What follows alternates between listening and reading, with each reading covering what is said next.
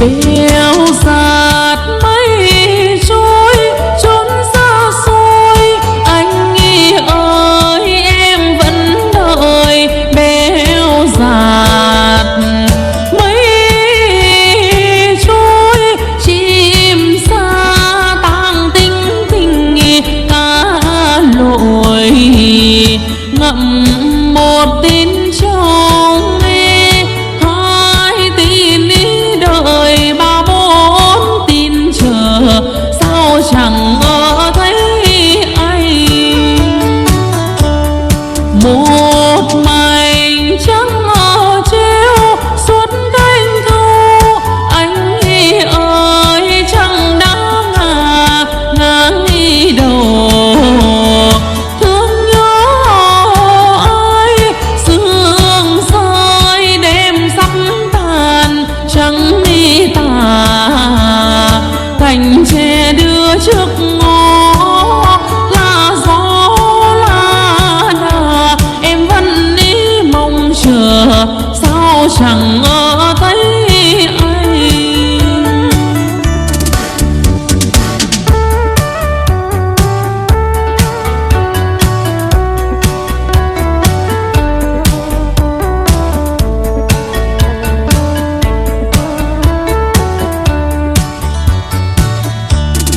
Bèo dạt mây trôi trốn xa xôi, anh ơi em vẫn đợi. Bèo dạt mây trôi chim sa tang tinh tình cá lội, ngậm một tin trong hai tin đợi ba bốn tin chờ, sao chẳng thấy anh. Một mảnh trắng treo suốt cánh thâu, anh ơi chẳng đã ngang đầu. Thương nhớ ai sương rơi đêm sắp tàn, trăng tà cành tre đưa trước ngõ. Là gió là đà em vẫn đi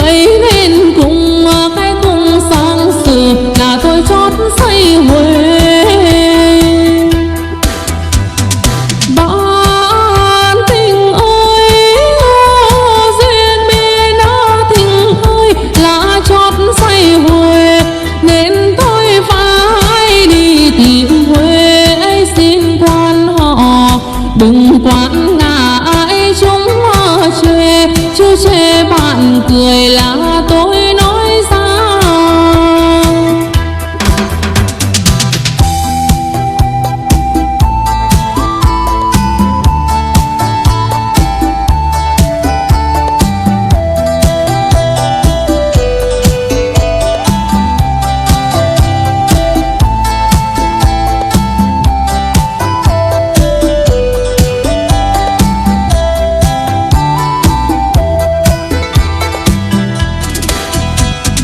Bạn tình ơi, duyên bên tình ơi, là tôi nói ra chắc hẳn không ai cười. Lòng tôi không là không răng rô, tôi đâu phải là người gió rằng là gió đưa rằng. Bạn tình ơi, duyên bên tình ơi là gió đưa rằng, chứ rằng còn đưa gió. Tôi yêu người, người có yêu tôi, nhân duyên may ra cũng thành. Nào đâu tôi dám đi, đâu tôi dám thực, đâu dám dỗ dành.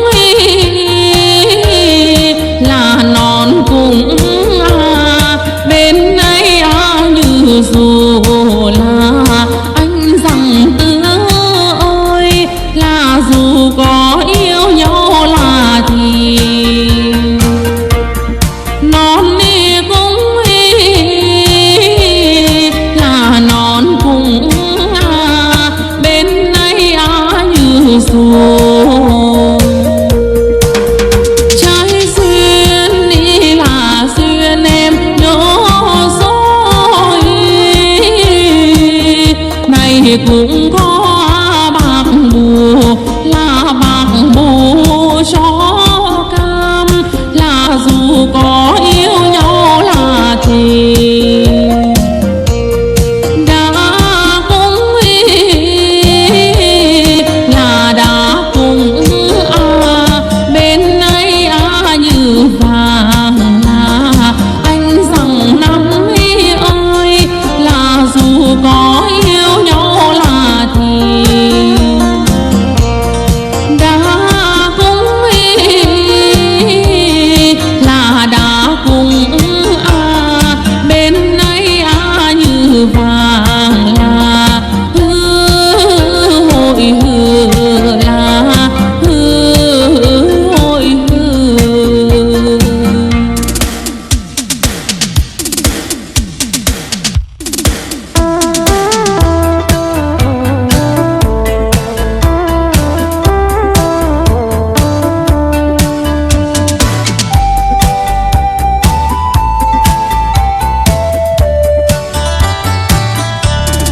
buồn bốc yêu cũng có buồn sầu, buồn yêu cũng có đôi đầu, buồn đi nhẫn đô là nồng thay, chứ em sầu về kia còn nhớ.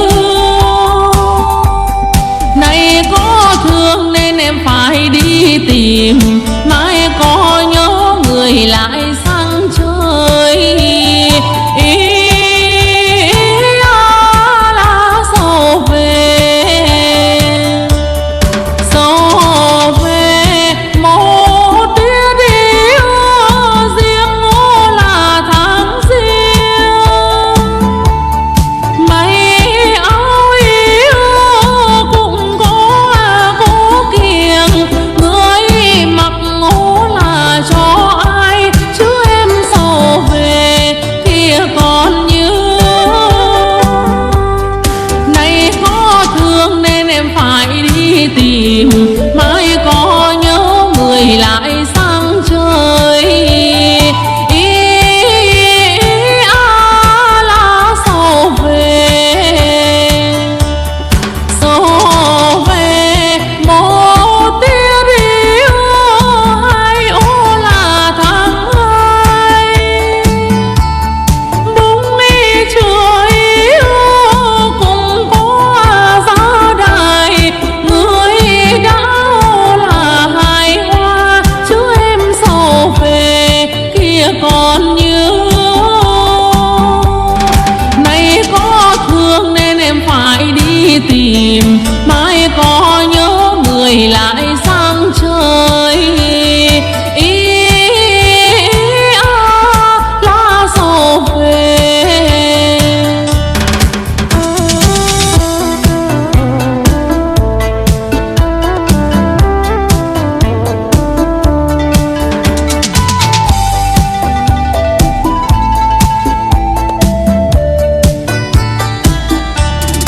Sầu về một tia điêu bão là tháng ba. Mưa hiu hiu cũng có xuống cả, nắng cháy ô là xuống xưa, chứ em sầu về kia còn nhớ.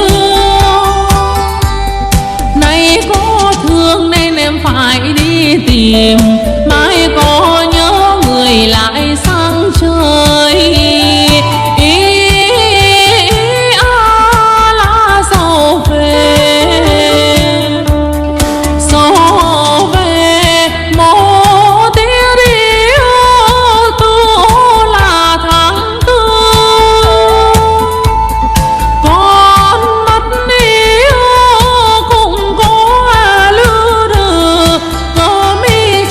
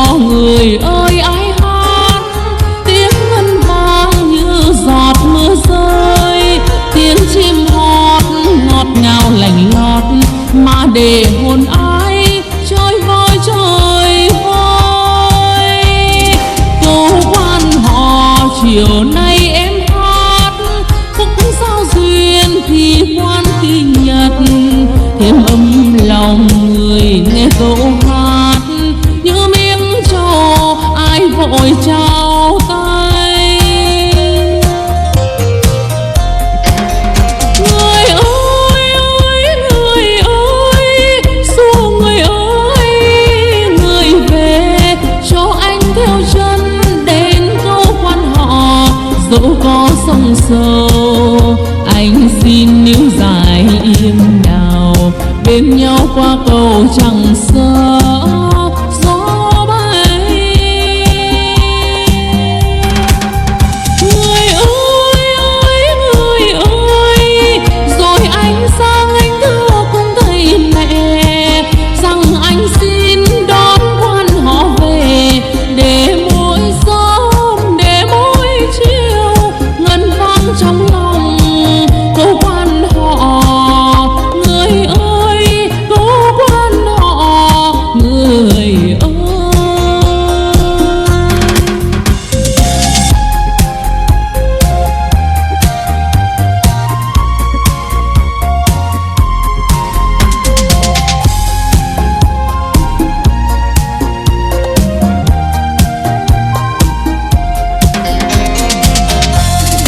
Câu quan họ người ơi ai hát, tiếng ngân vang như giọt mưa rơi, tiếng chim hót ngọt ngào lành ngọt, mà để hồn ai trôi vơi trôi vơi. Câu quan họ chiều nay em hát khúc sao duyên thì quan khi nhật, thêm ấm lòng người nghe câu hát như miếng trầu ai vội trao tay. Người ơi ơi người ơi, dù người ơi người về, cho anh theo chân đến câu quan họ. Dẫu có sông sâu anh xin níu dài im đào, bên nhau qua cầu chẳng sợ gió bay.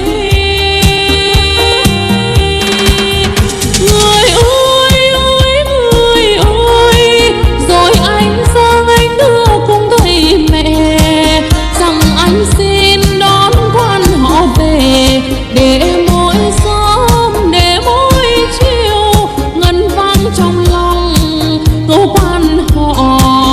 Người ơi câu quan họ, người ơi. Người ơi ơi người ơi, dù người ơi người về, cho anh theo chân đến câu quan họ. Dẫu có sông sâu anh xin níu dài im đào, bên nhau qua cầu chẳng sợ gió bay. Người ơi ơi người ơi, rồi anh sang anh thưa cùng thầy mẹ rằng anh xin đón quan họ về, để mỗi sớm để mỗi chiều ngân vang trong lòng câu quan họ. Người ơi câu quan họ,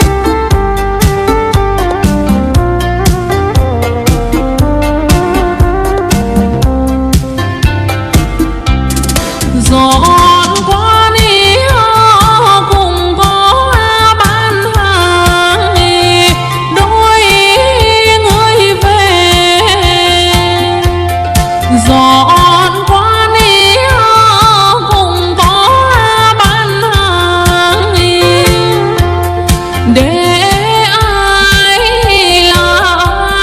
là khách không có qua đàng vào chơi. Đôi ba người ơi là ba bốn người ơi, mỗi chỗ đi cùng rằng mỗi nơi mỗi một người, mỗi chỗ đi cùng rằng mỗi nơi gặp nhau là nhau ta kết nghĩa cùng rằng làm đôi vợ chồng. Đôi ba người ơi là ba bốn người ơi.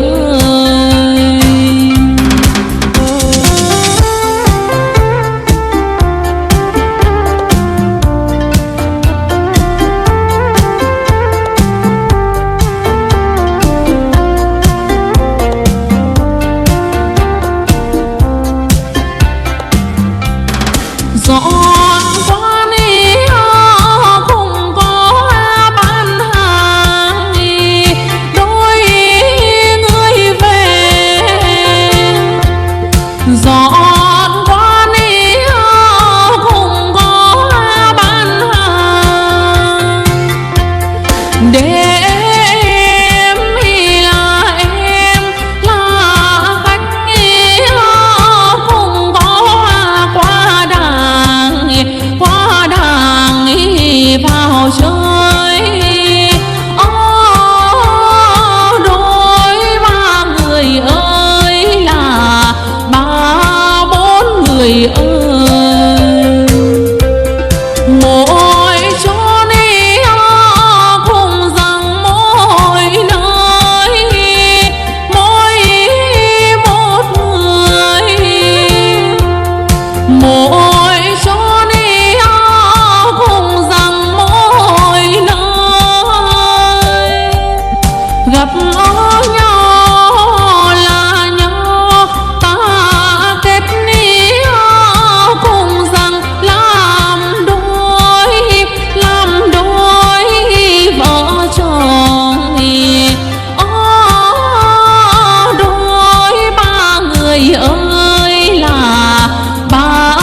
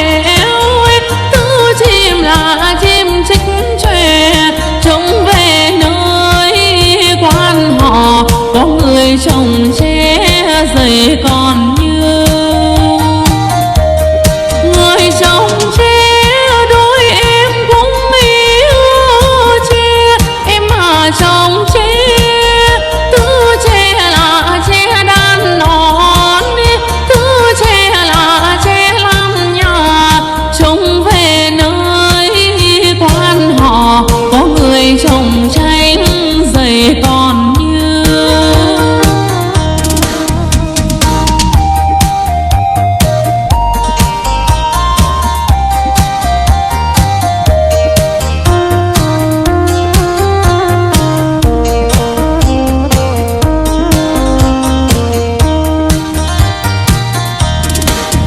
trên giường ba mươi số ấy mấy chim em là thứ chim là chim treo béo, thứ chim là chim chích chòe trông về nơi quan họ có người trồng tre dày còn như người trồng tre đôi em cũng yêu tre mà trồng tre thứ tre là tre đan non, thứ tre là tre làm nhà trông về nơi quan họ có người trồng số dày còn như người trồng dâu đôi em cũng yêu dâu mà trồng dâu thứ dâu là dâu ăn quả, thứ dâu là dâu chăn tằm, một nòng tằm là 5 nòng kén, một nòng kén là 9 nơi nên tơ trong quan họ có người đồn rằng ngoài quan họ có người đồn vui dày còn như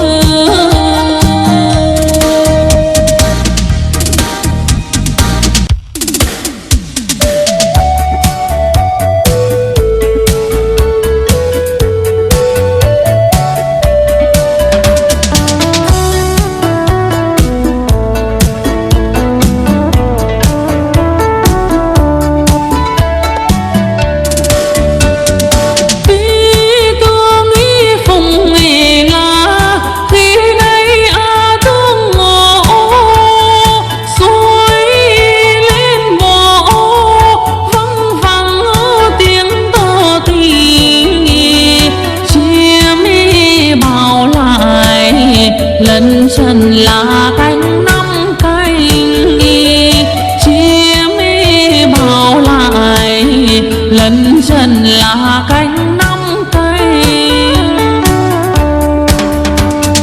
Bên đi màn oanh yêu, bên đi màn oanh ngồi cửa răng thanh thương nhớ sầu oanh thương nhớ sầu oanh lẻ loi chim nhạn ôi bạn ơi tình ơi là em biết đến bao giờ họp mặt là đôi xanh đôi em biết đến bao giờ họp mặt là đôi xanh đôi.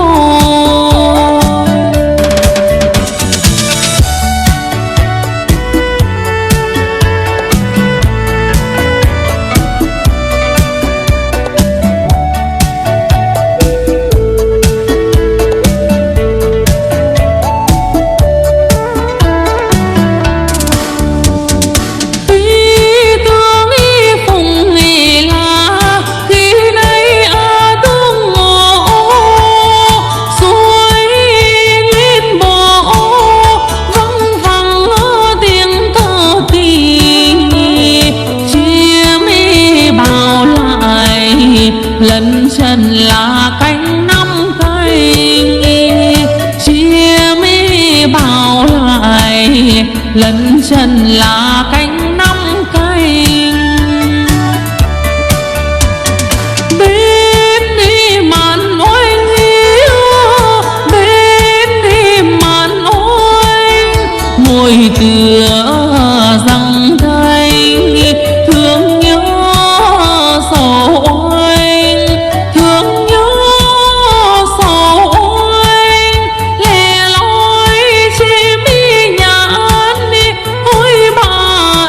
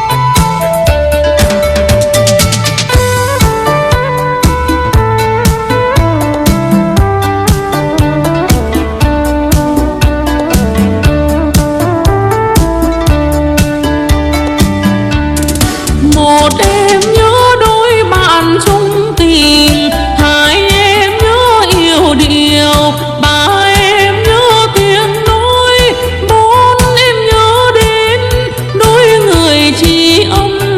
A hội a, hội lá hội hư.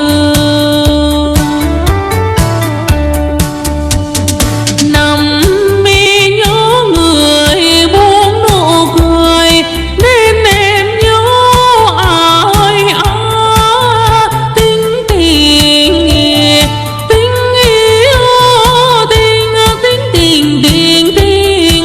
Hội hội hư lá hội hư. Số em nhớ em gửi lời tâm người, bảy em nhớ đôi người tri kỷ, tám em nhớ phong thư gửi nhàn, chín em nhớ đến đôi người đồng tâm. Hội hội hư lá hội hư. Người sinh nghe chung tình, nên em nhớ ai tình tình tình yêu tình tình tình tình tình. Hội hội hư lá hội hư.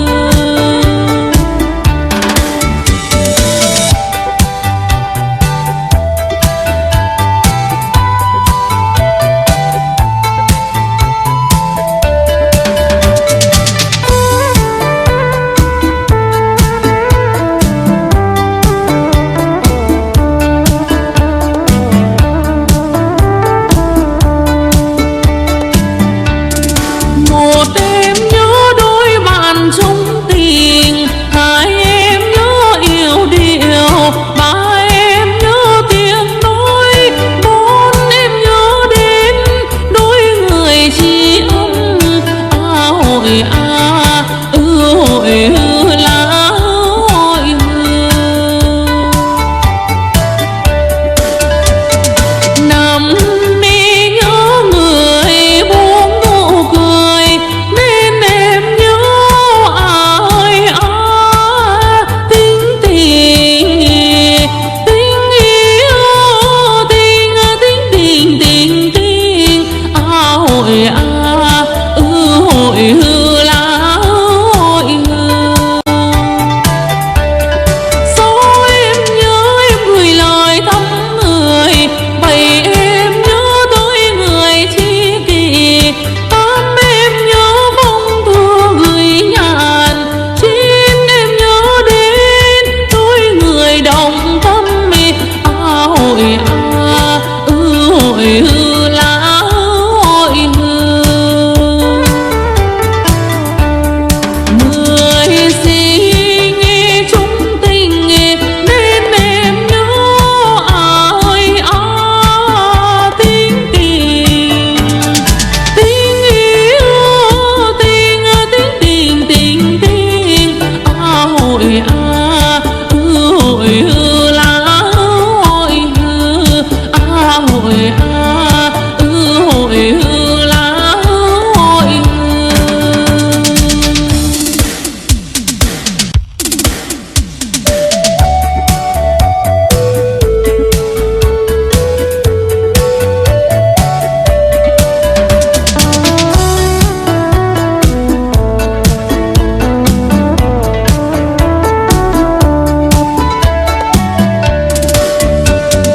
Tí tương ý phùng ý là khi đây thương ngộ, xuôi lên bộ văng vẳng tiếng tơ tình.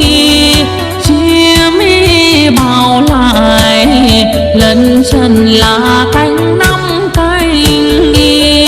Chia mi bảo lại lần trần là cánh năm cánh. Bên đi mạn oanh yêu, bên đi mạn oanh ngồi cửa rằng thơ.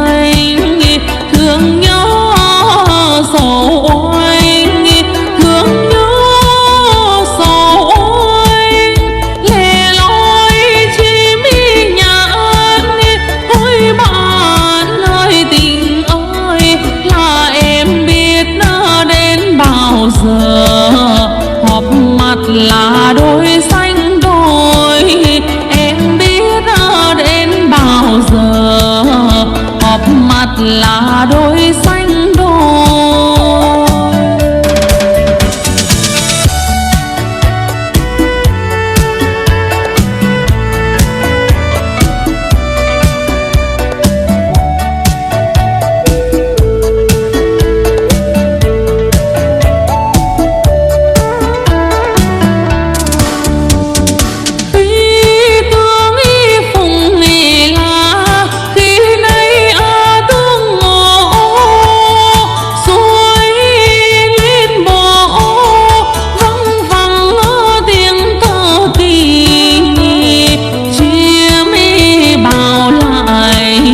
Lấn chân là cánh năm canh, chia mi bao lại. Lấn chân là cánh năm canh,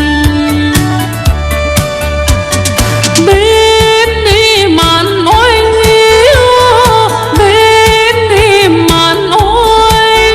Môi tựa răng thanh thương nhớ sầu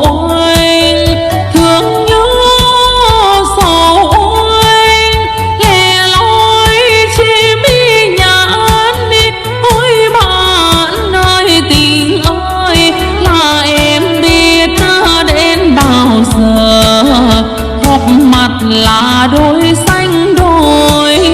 Em biết đến bao giờ họp mặt là đôi xanh đôi.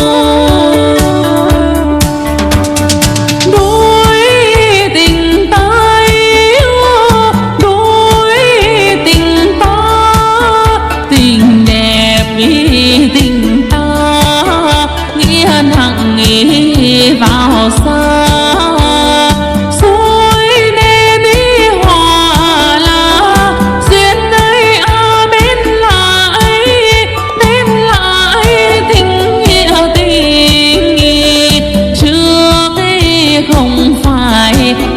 Đến nghĩa sinh ba sinh, chưa cái không phải so đến nghĩa sinh ba sinh.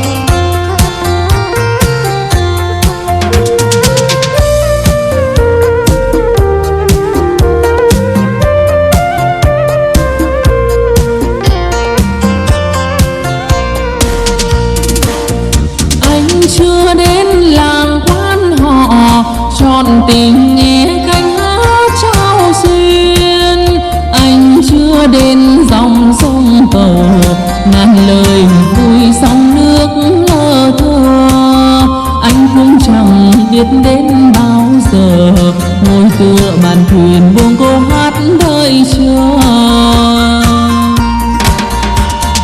Anh chưa đội chiếc nón mà hỏi xem đã mấy hẹn mấy hò, mà sao người quan đi họ cứ giấu nụ cười thầm trong vành nón mà tầm và trong tà áo tứ thân đi hội mùa xuân. Anh đã ngờ xa lắm là kỳ thấy em hát dân ca, anh thấy yêu cô quan họ quê ta.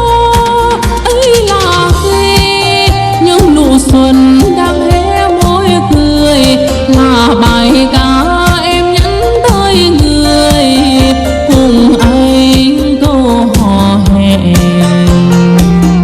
hội lim quê mình.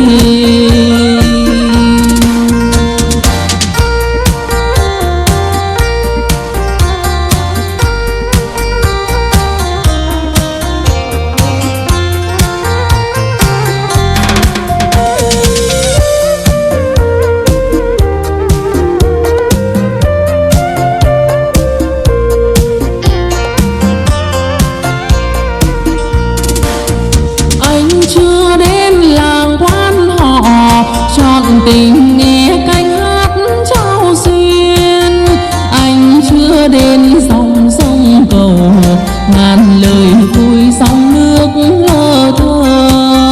Anh cũng chẳng biết đến bao giờ ngồi tựa bàn thuyền buông câu hát đợi chờ. Anh chưa đội chiếc nón mà hỏi xem đã mấy hẹn mấy hò, mà sao người quan đi họ cứ giấu nụ cười thầm trong vành nón mà tầm và trong tà áo tứ thân đi hội mùa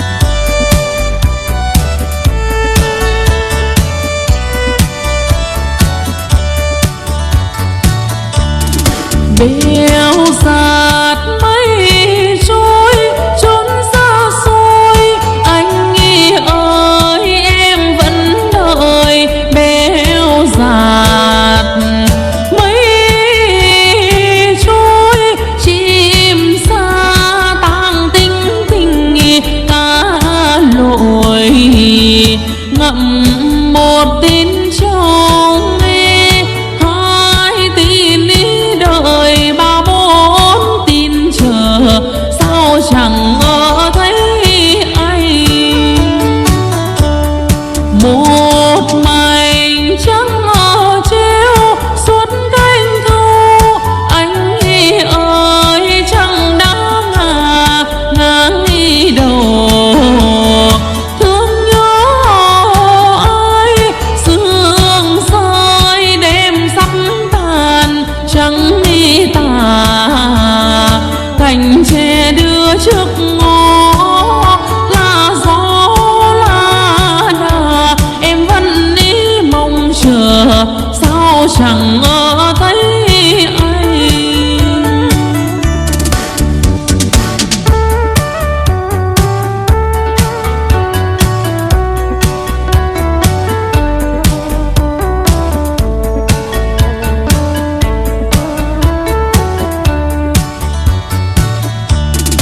Bèo dạt mây trôi trốn xa xôi, anh ơi em vẫn đợi. Bèo dạt mây trôi chim sa tang tinh tinh cá lội, ngậm một tin trong hai tin đợi ba bốn tin chờ, sao chẳng ngờ thấy anh.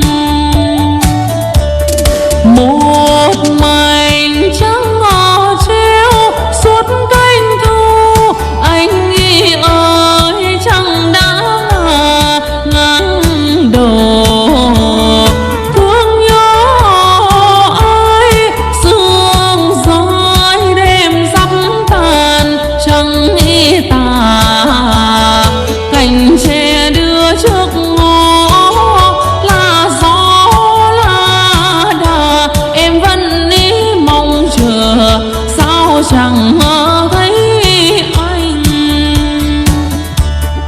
Mỏi mòn chim bay suốt cánh thu, anh ơi em vẫn đợi. Mỏi mòn thương nhớ ai chim ơi cho nhắn gửi đôi lời.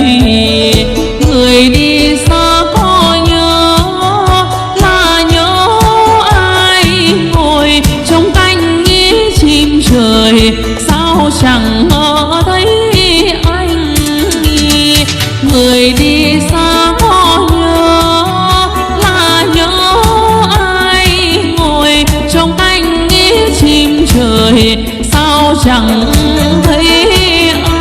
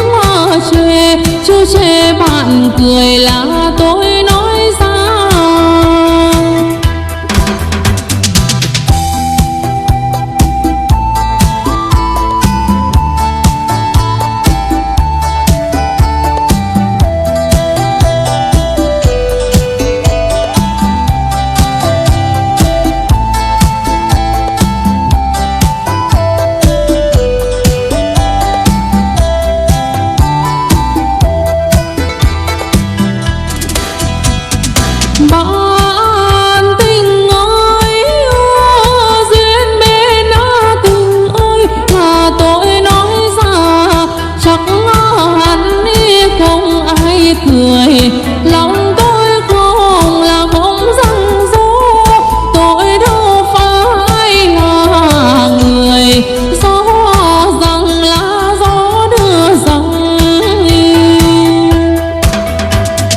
bạn tình ơi, duyên bên đã tình ơi là gió đưa rằng, chứ rằng là còn đưa gió. Tôi yêu người, người có yêu tôi, nhân duyên may ra cũng thành.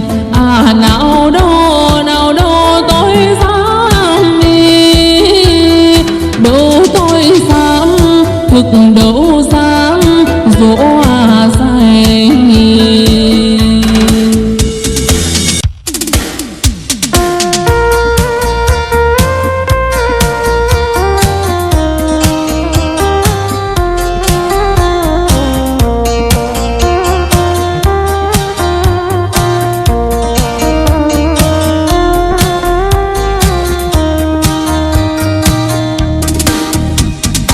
Về là có ai xuôi ngự về,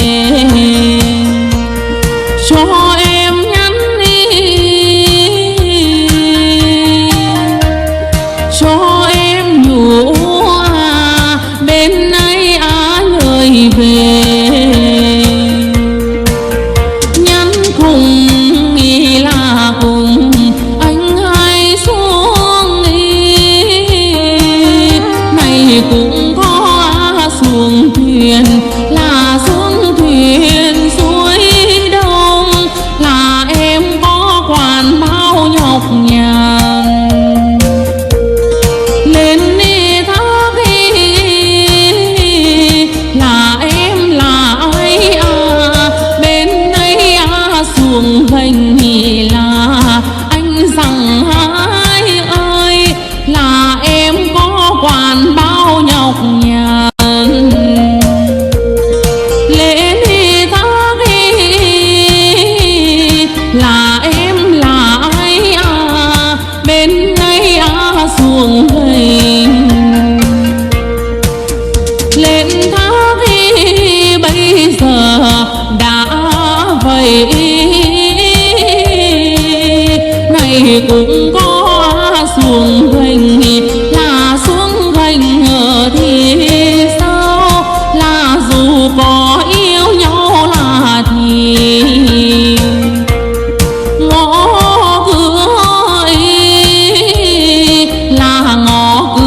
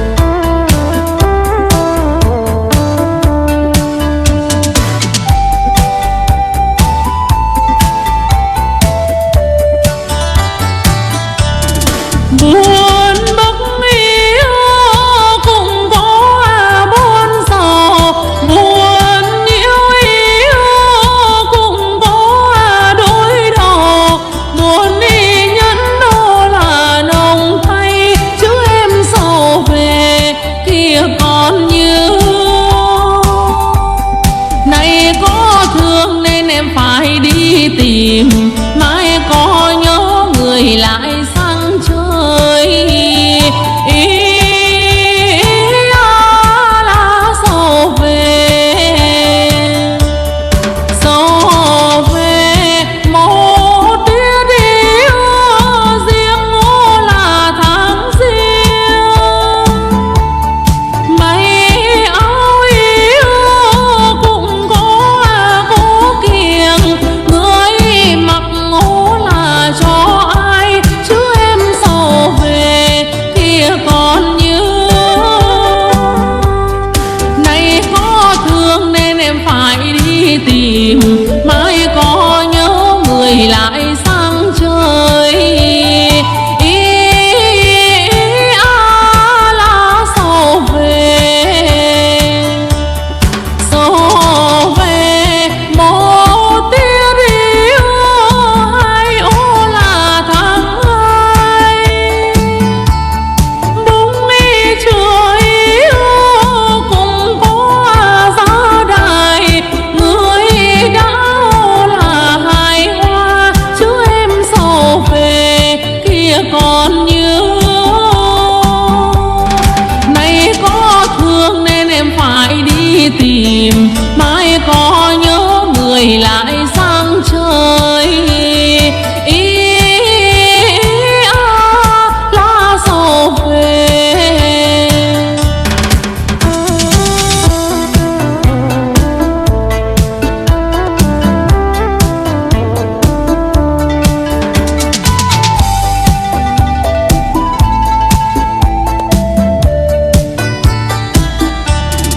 Sầu về một tia đi ba ô là tháng ba. Mưa hiu hiu cũng có xuống cả, nắng cháy ô là xuống xưa chứ em sầu về kia còn nhớ. Nay có thương nên em phải đi tìm, mai có nhớ người lại sang chơi. Lá sầu về một tia đi tư là tháng tư. Con mắt yêu cũng có lư đừ, ngờ mi chẳng ô là buồn ăn chứ em sầu về kia còn nhớ. Nay có thương nên em phải đi tìm, mai có nhớ người lại sang chơi. Lá sầu về một tia đi năm mô là tháng năm. Chưa đặt yêu cũng có binh nằm, gà gáy ô là sang canh chứ em sầu về kia còn nhớ. Nay có thương nên em phải đi tìm, mai có nhớ người lại sang chơi. Lá sầu về. Nay có thương nên em phải đi tìm, mai có nhớ người lại sang chơi. Lá sầu về.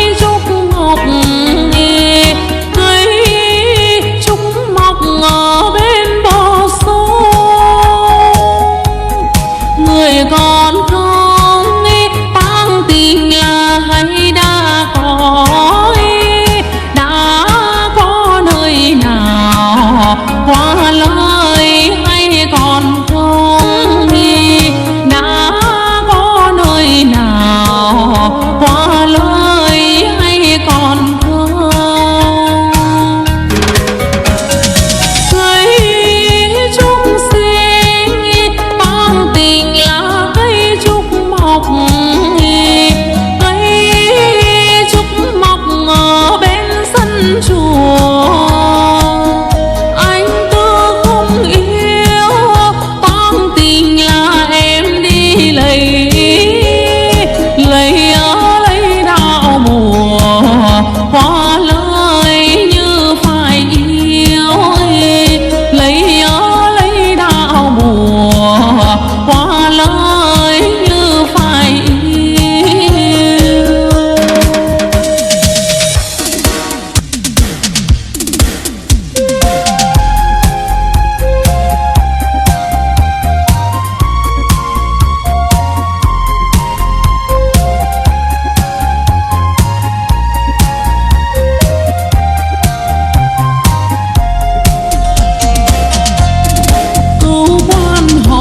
Người ơi ai hát tiếng ngân vang như giọt mưa rơi, tiếng chim hót ngọt ngào lành lót mà để hồn ai trôi vơi trôi vơi. Câu quan họ chiều nay em hát khúc sao duyên thì quan tình nhật, thêm ấm lòng người nghe câu hát như miếng trầu ai vội trao tay. Người ơi ơi người ơi, xua người ơi người về, cho anh theo chân đến câu quan họ. Dẫu có sông sâu anh xin níu dài im đào, bên nhau qua cầu chẳng sợ gió bay. Người ơi ơi người ơi, rồi anh sang anh thưa cùng thầy mẹ rằng anh xin đón quan họ về, để mỗi sớm để mỗi chiều ngân vang trong lòng câu quan họ. Người ơi câu quan họ, người ơi.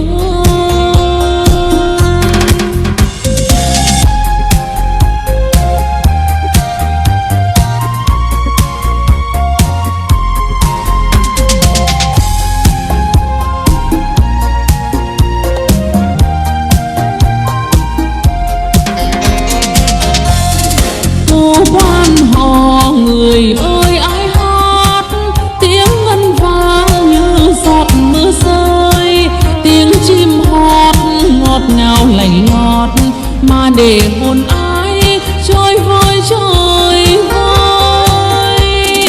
Câu quan họ chiều nay em hát khúc sao duyên thì quan thì nhật, thêm ấm lòng người nghe câu hát như miếng trầu ai vội trao tay. Người ơi ơi người ơi, dù người ơi người về, cho anh theo chân đến câu quan họ. Dẫu có sông sâu anh xin níu dài im đào, bên nhau qua cầu chẳng sợ gió bay. Người ơi ơi người ơi, rồi anh sang anh đưa cùng thầy mẹ rằng anh xin đón quan họ về, để mỗi sớm để mỗi chiều ngân vang trong lòng câu quan họ. Người ơi câu quan họ, người ơi. Người ơi ơi người ơi, dù người ơi người về, cho anh theo chân đến câu quan họ. Dẫu có sông sâu anh xin níu dài im đào, bên nhau qua cầu chẳng sợ gió bay. Người ơi ơi người ơi, rồi anh sang anh thưa cùng thầy mẹ rằng anh xin đón quan họ về, để mỗi sớm để mỗi chiều ngân vang trong lòng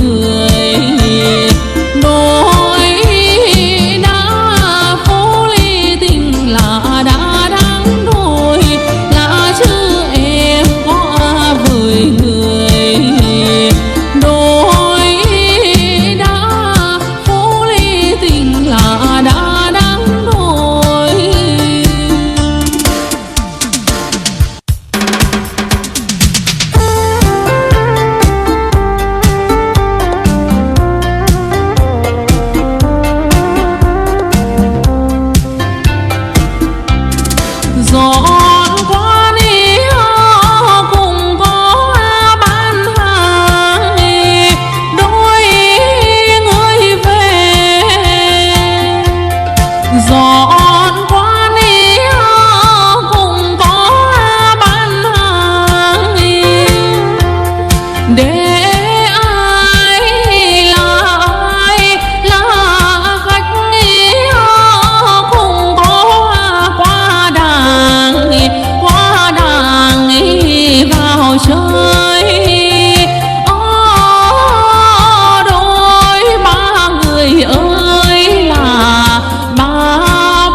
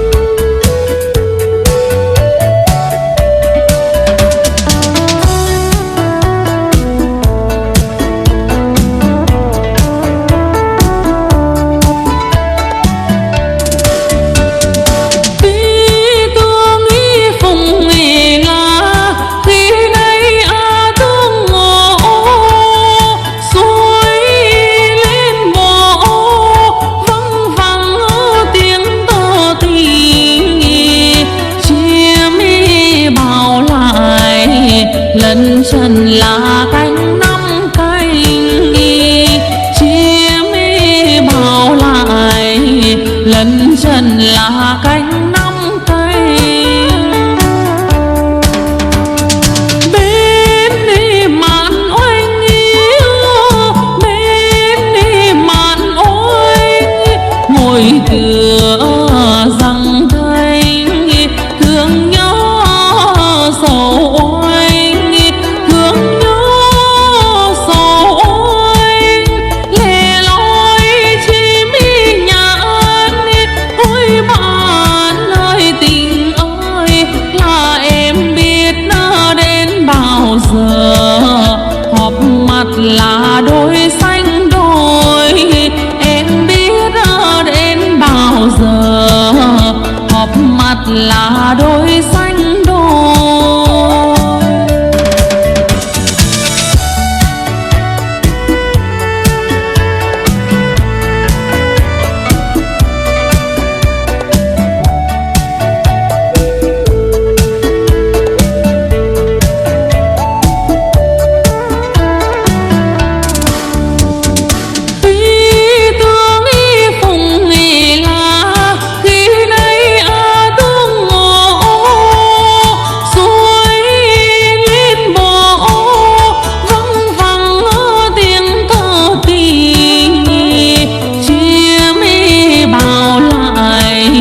Lần trần là cánh năm cánh, chim bao lại lần trần là cánh năm cánh.